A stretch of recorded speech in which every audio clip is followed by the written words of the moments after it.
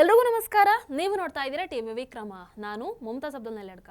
ವೀಕ್ಷಕರೇ, ಮತದಾರನ ಒಂದೇ ಒಂದು ವೋಟಿಗೆ ಎಷ್ಟು ವ್ಯಾಲ್ಯೂ ಇರುತ್ತಲ್ವಾ? ಇವತ್ತು ಒಂದೇ ಒಂದು ವೋಟಿಂದ ಬಂಗಾಳದ ಚಿತ್ರಣನೇ ಬದಲಾಗಿಬಿಟ್ಟಿದೆ. ಬಂಗಾಳದ ಕಟ್ಟುಮನಿ ಗೂಂಡಾಗಳು ಊರು ಬಿಡ್ತಾ ಇದ್ದಾರೆ. ಇನ್ನು ಹಿಂದೆಲ್ಲ ಹಿಂದೂ ಅಂತ ಅಲ್ಲಿ ಧೈರ್ಯವಾಗಿ ಹೇಳ್ಕೊಳ್ಳೋದಕ್ಕೆ ಕಷ್ಟ ಆಗ್ತಾ ಇತ್ತು. ಆದ್ರೆ ಈಗ ಧೈರ್ಯವಾಗಿ ಜೈ ಶ್ರೀರಾಮ್ ಘೋಷಣೆಗಳು ಮೊಳಗ್ತಾ ಇವೆ. ಮಮತಾ ಬ್ಯಾನರ್ಜಿಯ 15 ವರ್ಷದ ಆಡಳಿತದ ಬಗ್ಗೆ ಜನರಿಗೆ ಎಷ್ಟು ಆಕ್ರೋಶ ಇತ್ತು ಅಂತಂದ್ರೆ, ಇವತ್ತು TMCಯ ಅನೇಕ ನಾಯಕರು ಮನೆಯಿಂದ ಹೊರಗೆ ಕಾಲಿಡೋದಕ್ಕೆ ಭಯ ಪಡ್ತಾ ಇದ್ದಾರೆ. ಅಭಿಷೇಕ್ ಬ್ಯಾನರ್ಜಿ ಅಂತೂ ಮಳೆ ಇರಲಿ ಇರದೇ ಇರಲಿ, ರಾತ್ರಿನೋ ಬೆಳಗ್ಗೆನೋ ಸಂಜೆನೋ ಪಾಪ ಕೊಡೆ ಇಲ್ಲದೆ ಮನೆಯಿಂದ ಹೊರಗೆ ಕಾಲೇ ಇಡ್ತಾ ಇಲ್ಲ. ಯಾಕೆ ಹೇಳಿ? ಒಂದು ಬಾರಿ ಮೊಟ್ಟೆ ದಾಳಿ ಆಗಿದ್ದು ಮರ್ತಿಲ್ಲ ಅವರು. ಹಾಗಾಗಿ ಮತ್ತೆ ನನ್ನ ಮೇಲೆ ಮೊಟ್ಟೆ ದಾಳಿ ಆಗೋದು ಬೇಡ ಅಂತ ಭಯ. ಹಾಗಾಗಿ ಕೊಡೆ ಹಿಡ್ಕೊಂಡು ಓಡಾಡ್ತಾ ಇರ್ತಾರೆ. ಈ ಕಡೆ TMC ಗೂಂಡಾಗಳು ನಿಂತಲ್ಲೇ ಬೆವರ್ತಾ ಇದ್ದಾರೆ. ಬಹಳಷ್ಟು ಮಂದಿ ಇವತ್ತು ಬಂಗಾಳದ ಜನ TMC ನಾಯಕರನ್ನ ಯಾರನ್ನೂ ಬಿಡದೆ ಮೊಟ್ಟೆ ದಾಳಿ ಮಾಡ್ತಾ ಇರುವಂಥದ್ದನ್ನ ತಪ್ಪಲ್ವಾ ಅಂತ ಕೇಳ್ತಾರೆ. ಆದ್ರೆ ನಾನಲ್ಲಿ ಈ ತಪ್ಪು ಸರಿಗಳಿಗೂ ಮೀರಿ ಇವತ್ತು ಜನ ಈ ರೀತಿ ಆಕ್ರೋಶವನ್ನ ಹೊರ ಹಾಕ್ತಾ ಇದ್ದಾರೆ ಅಂತಂದ್ರೆ, ಆ ಎಲ್ಲ TMC ನಾಯಕರು ಆ ಸಾಮಾನ್ಯ ಜನರಿಗೆ ಅದೆಷ್ಟು ಹಿಂಸೆಯನ್ನ ಕೊಟ್ಟಿರಬೇಡ, ಅವರ ಜೀವನವನ್ನ ಅದೆಷ್ಟು ಕಷ್ಟಕ್ಕೆ ನೂಕಿರಬೇಡ ಅಂತ ನಾನು ಯೋಚನೆ ಮಾಡ್ತಾ ಇದ್ದೀನಿ. ಹಾಗಾಗಿ ಅವರ ನೋವನ್ನ ಅನುಭವಿಸಿದ್ರಲ್ವಾ, ಈಗ ಅದರ ಸಣ್ಣ ಝಲಕನ್ನ ಅದೇ ಜನ ಅದೇ TMC ನಾಯಕರಿಗೆ ತೋರಿಸ್ತಾ ಇದ್ದಾರಷ್ಟೇ. ಬಂಗಾಳದ ಜನ ಲಿಟ್ರಲ್ ಇವತ್ತು ನಿಟ್ಟುಸಿರು ಬಿಟ್ಟಿದ್ದಾರಲ್ಲಿ. BJP ಬಂದ ನಂತರ ಭಯದ ವಾತಾವರಣ ಸಂಪೂರ್ಣ ಹೋಗಿ ಬಂಗಾಳದ ಜನ ತಮ್ಮ ವ್ಯಾಪಾರ ವ್ಯವಹಾರವನ್ನು ಮಾಡ್ತಾ ಇದ್ದಾರೆ. ಬಂಗಾಳದ ಜನರಲ್ಲಿ ಒಂದು ಹೊಸ ಆಶಾಭಾವನೆ ಮೂಡಿದೆ. ಇವೆಲ್ಲದಕ್ಕೂ ಕಾರಣ ಆಗಿದ್ದು ಬಂಗಾಳದ ಜನರ ಆ ಒಂದೇ ಒಂದು ವೋಟು. ಅದಕ್ಕೆ ನಾನು ಆರಂಭದಲ್ಲಿ ಕೇಳಿದ್ದು, ಒಂದು ವೋಟಿನ ಪವರ್ ಎಷ್ಟಿರುತ್ತಲ್ವಾ ಅಂತ. ವೀಕ್ಷಕರು, ಈ ವ್ಯಕ್ತಿಯನ್ನ ನೋಡಿ. ಈತ ಯಾರು ಗೊತ್ತಾಯ್ತಲ್ವಾ? ಒಂದು ಕಾರ್ಯಕ್ರಮ ಆಲ್ರೆಡಿ ಮಾಡಿದೀನಿ ಈತನ ಬಗ್ಗೆ. ಬರ್ಮುಡಾ T-ಶರ್ಟ್ ಅಲ್ಲಿ ಪೊಲೀಸರು ಮೆರವಣಿಗೆ ಮಾಡ್ತಾ ಇದ್ದಾರೆ. ಆತ ಜನರಲ್ಲಿ ಅಯ್ಯೋ ನನ್ನಿಂದ ತಪ್ಪಾಯ್ತಪ್ಪ ಅಂತ ಅಂಗಲಾಚಿ ಬೇಡ್ಕೊಳ್ತಾ ಇದ್ದಾನೆ. ಆದ್ರೆ ಇದೇ ವ್ಯಕ್ತಿ ಮೇ 4ಕ್ಕೂ ಮುನ್ನ ಹೇಗಿದ್ದ? ಫಾಲ್ಟಾದಲ್ಲಿ ಈ ವಾತಾವರಣ ಇರಲಿಲ್ಲ. ಈತ ಅಭಿಷೇಕ್ ಬ್ಯಾನರ್ಜಿ ಅತ್ಯಾಪ್ತ ಜಹಾಂಗೀರ್ ಖಾನ್. BJP ಅಧಿಕಾರಕ್ಕೆ ಬರೋ ಮುನ್ನ ಫಾಲ್ಟಾದಲ್ಲಿ ಜಹಾಂಗೀರ್ ಖಾನ್ ಬರ್ತಾನೆ ಅಂತಂದ್ರೆ ಜನ ಕೈ ಕಟ್ಟಿ ನಿಲ್ಬೇಕಾಗಿತ್ತು, ಸಲಾಂ ಹೊಡಿಬೇಕಾಗಿತ್ತು. ಈ ಜಾಗ ನನ್ನದೇ ಅಂತಂದ್ರೆ ಜನ ತಕ್ಷಣ ಆ ಜಾಗವನ್ನು ಖಾಲಿ ಮಾಡಬೇಕಾಗಿತ್ತು. ಈ ಮನೆ ನನ್ನದೇ ಅಂತಂದ್ರೆ ಆ ಮನೆನ ತಕ್ಷಣ ಖಾಲಿ ಮಾಡಬೇಕಾಗಿತ್ತು. ಮನೆ ಖಾಲಿ ಮಾಡದಿದ್ರೆ ರಾತ್ರೋರಾತ್ರಿ ಬೆಂಕಿ ಹಚ್ಚುತ್ತಾ ಇದ್ರು. ಜಹಾಂಗೀರ್ ಖಾನ್ TMC ಶಾಸಕ, ಹೆಸರಿಗೆ ಶಾಸಕ. ಜನಸೇವೆ ಮಾಡೋ ಬದಲು, ಅಲ್ಲ ಜನಸೇವೆ ಅಂದ್ರೆ ಏನಂತ ಆ ವ್ಯಕ್ತಿ ಗೊತ್ತಿರ್ಲಿಕ್ಕಿಲ್ಲ, ರೌಡಿಸಂ ಮಾಡ್ತಾ ಇದ್ದ. ವಸೂಲಿ ಮಾಡೋದಕ್ಕೆ ಅಂತಾನೆ ದೊಡ್ಡ ಗೂಂಡಾಗಳ ಪಡೆಯನ್ನ ಕಟ್ಟಿದ್ದ. ಪಾನಿಪುರಿ ಮಾರೋರಿಂದ ಹಿಡಿದು ಉದ್ಯಮಿಗಳವರೆಗೂ ಹಫ್ತ ಕೊಡಬೇಕಾಗಿತ್ತು. ಈತನ ವಿರುದ್ಧ ಯಾರು ಕೂಡ ಧ್ವನಿ ಎತ್ತೋ ಹಾಗೆ ಇಲ್ಲ. ಪೊಲೀಸರಿಗೆ ದೂರು ಕೊಡುವಂತ ಧೈರ್ಯ ಬಿಡಿ ಎಲ್ಲಿಗಿರುತ್ತೆ? ಕೊಟ್ರೆ ಏನ್ ಯೂಸ್ ಹೇಳಿ? ಕ್ರಮ ಯಾರಾದ್ರೂ ಕೈಗೊಳ್ತಾರಾ? ಪೊಲೀಸರಿಂದ ಹಿಡಿದು ಎಲ್ಲ ಅವರದ್ದೇ ತಾನೇ. ದೀದಿ ಸರ್ಕಾರ ಆತನ ಬೆನ್ನಿಗೆ ನಿಂತಿತ್ತು. ಯಾರು ಏನ್ ಮಾಡಕ್ಕಾಗತ್ತೆ? ಈಗ ನೋಡಿ, ಅದೇ ಫಾಲ್ಟಾದಲ್ಲಿ ಅದೇ ವ್ಯಕ್ತಿ ಅದೇ ಜನರ ಮುಂದೆ ನಡು ಬಗ್ಗಿಸಿ ತಪ್ಪಾಯ್ತು, ಸಾರಿ ಸಾರಿ ಸಾರಿ ಸಾರಿ ಅಂತ ಬೇಡ್ಕೊಳ್ತಾ ಇದ್ದಾನೆ.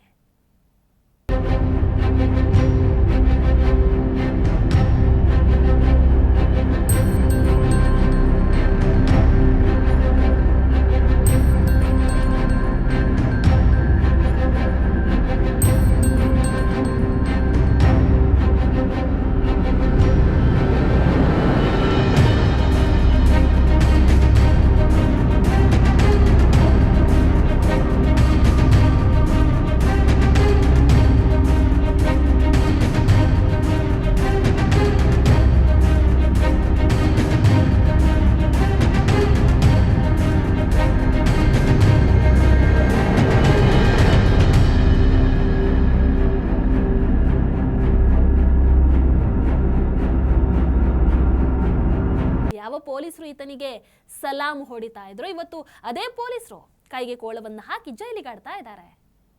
ಇದು ಒಂದೇ ಒಂದು ವೋಟಿನ ಪವರ್. 2 ತಿಂಗಳಲ್ಲಿ ಆಗ್ತಾ ಇರುವಂಥ ಈ ಬದಲಾವಣೆಯನ್ನು ನೋಡಿ ಬಂಗಾಳದ ಜನ ಫುಲ್ ಖುಷಿಯಾಗ್ಬಿಟ್ಟಿದ್ದಾರೆ. ಈಗ ಫಾಲ್ಟಾ ಕ್ಷೇತ್ರದಲ್ಲಿ ಜಹಾಂಗೀರ್ ಖಾನ್ ಗೂಂಡಾಗಳು ಊರು ಬಿಟ್ಟುಬಿಟ್ಟಿದ್ದಾರೆ. ಇನ್ನು ಕೆಲವರು ಪೊಲೀಸರಿಗೆ ಶರಣಾಗ್ತಾ ಇದ್ದಾರೆ.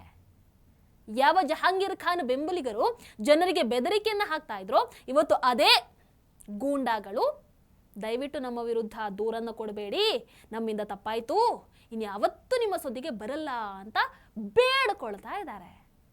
ವೀಕ್ಷಕರೇ, ಜಹಾಂಗೀರ್ ಖಾನ್ ಎಂತಹ ನೀಚ ಅಂತಂದ್ರೆ, ರೈತರು ತಾವು ಕಷ್ಟಪಟ್ಟು ಬೆಳೆದು ಬೆಳೆಯನ್ನ ಮಾರೋದಕ್ಕೆ ಅಂತ ತಂದ್ರೆ ಅದರಲ್ಲೂ ಕೂಡ ವಸೂಲಿ ಮಾಡ್ತಾ ಇದ್ದ. ಅಂತಹ ನೀಚ ಈ ಜಹಾಂಗೀರ್ ಖಾನ್. ಆಮೇಲೆ 2021 ಚುನಾವಣೆಯಲ್ಲಿ TMC ಭರ್ಜರಿ ಜಯವನ್ನ ಗಳಿಸ್ತಾ ಅಲ್ವಾ, ಆಗ ಹಿಂದೂಗಳನ್ನ ಟಾರ್ಗೆಟ್ ಮಾಡಿ ಹಿಂಸಾಚಾರ ನಡೆಸಿದ್ದು ಕೂಡ ಇದೇ ಜಹಾಂಗೀರ್ ಖಾನ್. ಒಂದಷ್ಟು ಹಿಂದೂಗಳ ಮನೆಗಳಿಗೆ ಬೆಂಕಿ ಕೂಡ ಹಚ್ಚಿದ್ದ. ಕೊನೆಗೆ ಇವರ ಹಿಂಸೆಯನ್ನ ತಾಳೋದಕ್ಕಾಗದೆ ಎಷ್ಟೋ ಹಿಂದೂಗಳು ಬಂಗಾಳವನ್ನ ಬಿಟ್ಟು ಅಸ್ಸಾಂಗೆ ಹೋಗ್ತಾರೆ. ನೋಡಿ ಎಂತಹ ಪರಿಸ್ಥಿತಿ ಇತ್ತು. ಬಂಗಾಳದಲ್ಲಿ ಬಾಂಗ್ಲಾದೇಶದಿಂದ ಬಂದಂಥವರು ಆರಾಮಾಗಿ ಎಲ್ಲ ಫೆಸಿಲಿಟೀಸ್ ಹಿಡ್ಕೊಂಡು ಬದುಕ್ತಾ ಇದ್ರು. ಆದರೆ ಬಂಗಾಳದ ಹಿಂದೂಗಳನ್ನ ಅದೇ ತಮ್ಮದೇ ಊರಿಂದ, ತಮ್ಮದೇ ಬಂಗಾಳದಿಂದ ಓಡಿಸ್ತಾ ಇದ್ರು. ಬಟ್ ಯಾವಾಗಲೂ ಅದೇ ರೀತಿ ಇರಲ್ವಲ್ಲ. ಈಗ ಕರ್ಮ ರಿಟರ್ನ್ಸ್ ಅನ್ನೋ ಹಾಗೆ ನೋಡಿ, ಅದೇ ವ್ಯಕ್ತಿ ಹೇಗೆ ಬೇಡ್ಕೊಳ್ತಾ ಇದ್ದಾನೆ ಅಂತ ಜನರನ್ನ. ನಿನ್ನೆ ಈತನ ಹೆಂಡತಿ ಸಾವಿರಾರು ಮುಸಲ್ಮಾನರನ್ನ ಕಟ್ಕೊಂಡು ಫಾಲ್ಟಾ ಪೊಲೀಸ್ ಠಾಣೆಗೆ ಮುತ್ತಿಗೆ ಹಾಕ್ತಾರೆ. ನನ್ನ ಗಂಡ ತಪ್ಪೇ ಮಾಡಿಲ್ಲ, ಬಿಟ್ಬಿಡಿ ಅಂತ ಧಮಕಿ ಹಾಕ್ತಾರೆ. ಆದರೆ ಜಹಾಂಗೀರ್ ಖಾನ್ ಹೆಂಡತಿಗೆ ಪಾಪ ಬಂಗಾಳದಲ್ಲಿ ಸರ್ಕಾರ ಬದಲಾಗ್ಬಿಟ್ಟಿದೆ, BJP ಬಂದಿದೆ ಅನ್ನುವಂಥದ್ದು ನೆನಪಲ್ಲಿ ಇರಲಿಲ್ಲ ಅಂತ ಅನಿಸುತ್ತೆ. ಪೊಲೀಸರು ಹಿಂದಿನ ಎಲ್ಲ ಸಿಟ್ಟನ್ನು ಸೇರಿಸಿ ಲಾಠಿ ಚಾರ್ಜ್ ಮಾಡ್ತಾರೆ.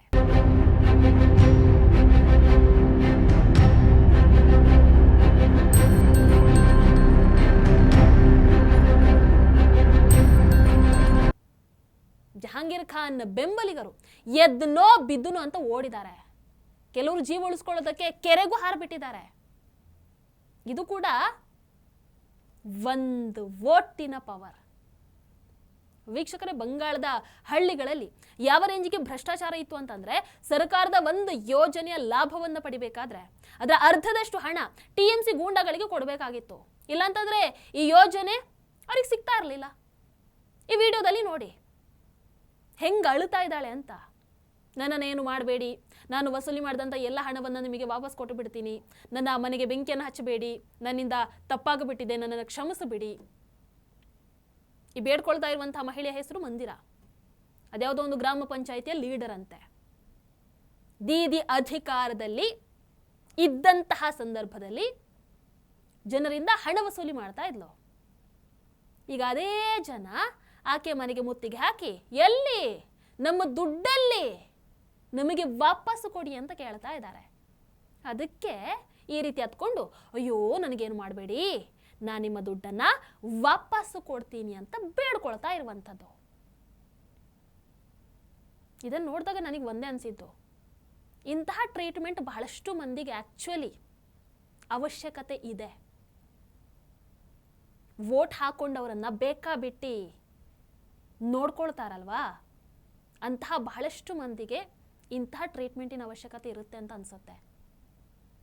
ಹೋಗ್ಲಿ, ಬಂಗಾಳದಲ್ಲಿ ಹೇಳ್ತಾ ಹೋದ್ರೆ ಇಂತಹ 10 ಕೇಸ್ ನಿಮಗೆ ಪ್ರತಿದಿನ ಸಿಗುತ್ತೆ. ಈತ ಕುನಾಲ್ ಘೋಷ್ TMC ಶಾಸಕ, ದೀದಿಯ ಅತ್ಯಾಪ್ತ, ಸೋಷಿಯಲ್ ಮೀಡಿಯಾದಲ್ಲಿ BJP ಕಾರ್ಯಕರ್ತರಿಗೆ ಧಮಕಿಯನ್ನು ಹಾಕ್ತಾ ಇದ್ದ, ನಾವು ನಿಮ್ಮನ್ನ ನೋಡ್ಕೊಳ್ತೀವಿ ಅಂತ. ಮೊನ್ನೆ ದೀದಿ ಮನೆಗೆ ಹೋಗಿ ಹೊರಗೆ ಕಾಲಿಡ್ತಾ ಇದ್ದ ಹಾಗೇನೆ ಮೊಟ್ಟೆಯಿಂದ ಸ್ವಾಗತ ಮಾಡ್ತಾರೆ ಜನ. ಅಂದ್ರೆ ಇವತ್ತು ಮಮತಾ ಬ್ಯಾನರ್ಜಿ ಆಗಿರ್ಬೋದು, TMCಯ ಬಗ್ಗೆ ಜನ ಅಲ್ಲಿ ಎಷ್ಟು ರೊಚ್ಚಿಗೆದ್ದಿದ್ದಾರೆ ಅಂತಂದ್ರೆ, ದೀದಿ ಅಳಿಯ ಅಭಿಷೇಕ್ ಬ್ಯಾನರ್ಜಿಗೆ ಜನ ಹೇಗೆ ನಾಯಿಗೆ ಹೊಡೆದಾಗೆ ಹೊಡೆದಿದ್ದಾರೆ ಅನ್ನುವಂಥದ್ದನ್ನು ನೋಡಿದ್ದೀರಲ್ವಾ. ಮಮತಾ ಬ್ಯಾನರ್ಜಿ ಮಾತ್ರ ಈಗ ಯಾರಿಗೆ ಏನಾದರೂ ಆಗ್ಲಪ್ಪ, ನಾನು ಮಾತ್ರ ವಿಧಾನಸಭೆಗೆ ಹೋಗ್ಲಾ, ಲೋಕಸಭೆಗೆ ಹೋಗ್ಲಾ, ಹೆಂಗಪ್ಪ ಹೋಗ್ಲಿ ಅಂತ ಅದೇ ಟೆನ್ಷನಲ್ಲಿ ಓಡಾಡ್ತಾ ಇದ್ದಾರೆ. ಫಲಿತಾಂಶ ಬಂದು 1.5 ತಿಂಗಳಾದರೂ ಕೂಡ ಮಮತಾ ಬ್ಯಾನರ್ಜಿ ಮಾತ್ರ ಸೋಲನ್ನು ಒಪ್ಕೊಳ್ಳೋದಕ್ಕೆ ಇನ್ನೂ ರೆಡಿ ಇಲ್ಲ. ನಾನು ಸೋತಿಲ್ಲ, ನನ್ನನ್ನು ಸೋಲಿಸಲಾಗಿದೆ, BJP ಸೋಲಿಸಿದೆ ಅಂತ ಹೇಳ್ತಾ ಇದ್ದಾರೆ. ನಂಗೆ ಅರ್ಥನೇ ಆಗಲ್ಲ ಇದೆಲ್ಲ ಯಾವ ರೀತಿಯ ರೋಗ ಅಂತ. ಮಮತಾ ಬ್ಯಾನರ್ಜಿ ಅವರು ನಿಮ್ಮದೇ ಕ್ಷೇತ್ರದ ಭವಾನಿಪುರದ ಜನರೇ ಸೋಲಿಸಿರುವಂಥದ್ದು, ಬಿಜೆಪಿ ಸೋಲಿಸಿರುವಂಥದ್ದಲ್ಲ. ಸುವೇಂದು ಅಧಿಕಾರಿ ಅವರ ವಿರುದ್ಧ ದೀದಿ ಸೋತೆ ಇಲ್ವಂತೆ. ಭವಾನಿಪುರದಲ್ಲಿ ಚುನಾವಣಾ ಅಕ್ರಮ ನಡೆದಿದೆ ಅಂತ ಹೀಗಾಗಿ ಈಗ ಕೋಲ್ಕತ್ತಾ ಹೈಕೋರ್ಟ್ಗೆ ದೀದಿ ಅರ್ಜಿಯನ್ನ ಹಾಕಿರುವಂಥದ್ದು. ಅಲ್ಲ, ನಾವು ಹೇಳೋದಿಷ್ಟೇ, ಮಮತಾ ಬ್ಯಾನರ್ಜಿ ಅವರಿಗೆ, ನೀವು ಬೇಸಿಕಲಿ ವಕೀಲರು, ಕೋರ್ಟಿಗೆ ಹೋಗೋ ಮುನ್ನ ಒಂದು ಸ್ವಲ್ಪ ವಿಚಾರ ಮಾಡಿ ಅಲ್ಲ. ಯಾಕಂದ್ರೆ ಮೊನ್ನೆ ಮಧ್ಯಪ್ರದೇಶ ರಾಜ್ಯಸಭಾ ಚುನಾವಣೆಯಲ್ಲಿ ಕಾಂಗ್ರೆಸ್ ಅಭ್ಯರ್ಥಿಯ ನಾಮಪತ್ರ ತಿರಸ್ಕಾರ ಆಗತ್ತೆ. ಆಗ ಸುಪ್ರೀಂ ಕೋರ್ಟ್ ಮಧ್ಯಪ್ರವೇಶವನ್ನ ಮಾಡಲ್ಲ ಅಂತ ಹೇಳತ್ತೆ. ಈಗ ನೀವು ಕೋಲ್ಕತ್ತಾ ಹೈಕೋರ್ಟಿಗೆ ಹೋದ್ರೆ ಕೋರ್ಟ್ ಮಧ್ಯಪ್ರವೇಶವನ್ನ ಮಾಡಿಬಿಡತ್ತಾ? ಏನೋಪ್ಪ ಗೊತ್ತಿಲ್ಲ. ಒಂದಂತೂ ಸತ್ಯ, ಮಮತಾ ಬ್ಯಾನರ್ಜಿ ಅವರೇ, ನೀವು ಸೋತಿದ್ದೀರಾ, ದಯವಿಟ್ಟು ಸೋಲನ್ನು ಒಪ್ಕೊಳ್ಳಿ, ವಾಸ್ತವಕ್ಕೆ ಬಂದು ಬದುಕಿ. ಅದು ಬಿಟ್ಟು ಸುಮ್ಮನೆ ವಾದವನ್ನ ಮಾಡ್ತಾ ಹೋದ್ರೆ, ಈ ರೀತಿ ಆಡಿದ್ರೆ ಮುಂದಿನ ಚುನಾವಣೆಯಲ್ಲೂ ಕೂಡ ಜನ 10 ಸೀಟನ್ನು ಕೂಡ ಗೆಲ್ಲಿಸ್ಕೊಡಲ್ಲ, ಗ್ಯಾರಂಟಿ ಗೆಲ್ಲಿಸ್ಕೊಡಲ್ಲ. ಈ ಕಡೆ ಟೀಮ್ಸ್ ಇಲ್ಲಿ ಗೊತ್ತಲ್ವಾ, ಶಾಸಕರದ್ದು ಒಂದು ಬಣ, ಇನ್ನು 28ರ ಪೈಕಿ 20 ಸಂಸದರು ತ್ರಿಪುರಾದ NCPI ಪಕ್ಷದಲ್ಲಿ ವಿಲೀನ ಆಗಿದ್ದಾರೆ. ಮಮತಾ ಬ್ಯಾನರ್ಜಿ ಮಾತ್ರ ಅಧಿಕಾರ ಇಲ್ಲದೆ ಮನೆಯಲ್ಲಿ ಕೂರೋಕ್ಕೂ ಆಗ್ತಾ ಇಲ್ಲ, ನಿಲ್ಲೋದಕ್ಕೂ ಆಗ್ತಾ ಇಲ್ಲ. ಲೋಕಸಭೆಗೆ ಸ್ಪರ್ಧೆ ಮಾಡ್ಲಾ, ವಿಧಾನಸಭೆಗೆ ಸ್ಪರ್ಧೆ ಮಾಡ್ಲಾ ಅಂತ ಯೋಚನೆ ಮಾಡ್ತಾ ಇದ್ದಾರೆ. ಎಲ್ಲಿ ಸ್ಪರ್ಧೆ ಮಾಡಿದ್ರು ಗೆದ್ದು ಬರೋದು ಅಷ್ಟು ಈಸಿ ಅಂತ ಕಾಣಿಸ್ತಾ ಇಲ್ಲ. ಯಾಕಂದ್ರೆ ಬಂಗಾಳದಲ್ಲಿ ಈಗ ಬಿಜೆಪಿ ಅಧಿಕಾರದಲ್ಲಿದೆ. ರೇಜಿನಗರ, ನಂದಿಗ್ರಾಮ 2 ವಿಧಾನಸಭಾ ಕ್ಷೇತ್ರಗಳಿಗೆ ಈಗ ಉಪಚುನಾವಣೆ ನಡೆಯುತ್ತೆ. ಯಾಕಂದ್ರೆ ನಂದಿಗ್ರಾಮ ಸುವೇಂದು ಅಧಿಕಾರಿ ಅವರು ಗೆದ್ದಂತಹ ಕ್ಷೇತ್ರ, ಅವರು 2 ಕಡೆ ಗೆದ್ದಿದ್ರು. ಹೀಗಾಗಿ ನಂದಿಗ್ರಾಮಕ್ಕೆ ರಾಜೀನಾಮೆನ ಕೊಟ್ಟಿದ್ದಾರೆ.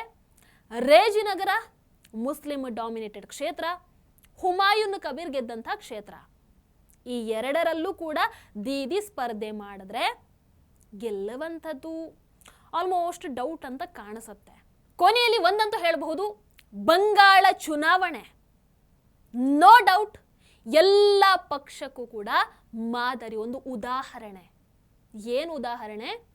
ಗೆದ್ದಾಗ ದಾದಾಗಿರಿ ಮಾಡಿದೆ, ನನ್ನದೇ ಅಲ್ಲ, ನಾನು ಏನು ಬೇಕಾದರೂ ಮಾಡ್ತೀನಿ, ನನ್ನಿಷ್ಟ ಅಂತ ಆಡದೆ ಅಭಿವೃದ್ಧಿ ಕೆಲಸವನ್ನ ಮಾಡಿದ್ರೆ ಜನ ಗೌರವಿಸ್ತಾರೆ ಇಲ್ವಾ? ಅದೇ ಜನ ಒಂದಲ್ಲ ಒಂದು ದಿನ ಬೀದಿಗೆ ತಳ್ತಾರೆ. ಅದರಲ್ಲಿ ಯಾವ ಅನುಮಾನ ಕೂಡ ಇಲ್ಲ. ಬಹುಶಃ ಕರ್ನಾಟಕಕ್ಕೆ ಇದು ತುಂಬ ಅನ್ವಯ ಆಗೋ ಹಾಗೆ ಕಾಣಿಸ್ತಾ ಇದೆ. ನೋಡೋಣ, ಕಾಲ ಎಲ್ಲವನ್ನು ನೋಡ್ಕೊಳ್ಳುತ್ತೆ. ನಿಮ್ಮ ಅನಿಸಿಕೆಯನ್ನು ಕಮೆಂಟ್ ಮಾಡಿ. ನಮಸ್ಕಾರ.